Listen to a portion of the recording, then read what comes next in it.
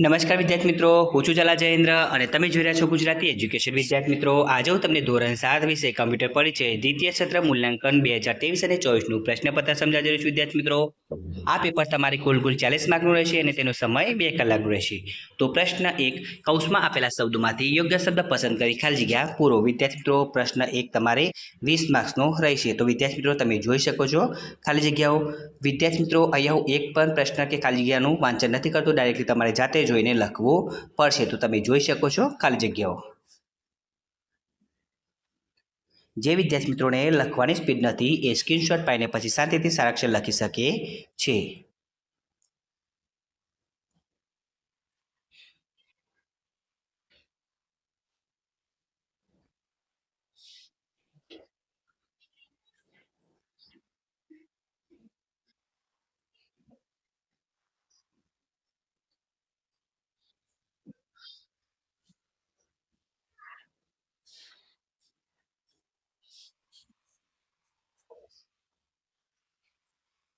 હવે પ્રશ્ન 2, નામ આપો. વિદ્યાર્થી મિત્રો, પ્રશ્ન 2 તમારે 10 માર્ક્સનું રહેશે. તમે જોઈ શકો છો.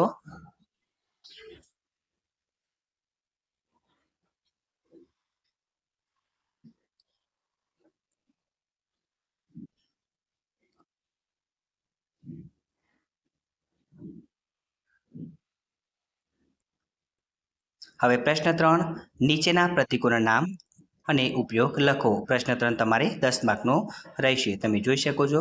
ટર્મિનલ, તો પ્રક્રિયાની શરૂઆત અને અંત દર્શાવવા ટર્મિનલ ઉપયોગ થાય છે. એવી જ રીતે ઇનપુટ અને આઉટપુટ, કોઈ પણ કિંમત એન્ટર કરવા અને છાપવા માટે ઇનપુટ આઉટપુટ ઉપયોગ થાય છે. ડિસિઝન, તો યસ કે નોમાં જવાબ આપવા માટે પ્રોસિશનનો ઉપયોગ થાય છે. હવે નંબર 4, ફ્લોલાઇન, પાથની દિશા દર્શાવવા માટે ફ્લોલાઇન ઉપયોગ થાય છે. પ્રોસેસ, કોઈ પણ પ્રક્રિયા કરવા માટે પ્રોસેસ ઉપયોગ છે. તો વિદ્યાર્થી મિત્રો, તમને મારી આ વિડીયો પસંદ આવ્યો હોય તો વિડીયોને લાઇક કરો, કમેન્ટ કરો, શેર કરો અને સબસ્ક્રાઇબ જરૂર કરો. વિદ્યાર્થી મિત્રો, આના વગર તમારે બીજી વિડીયો જોઈતી હોય તો નીચે ડિસ્ક્રિપ્શનની અંદર લિંક આપેલી છે. ધન્યવાદ.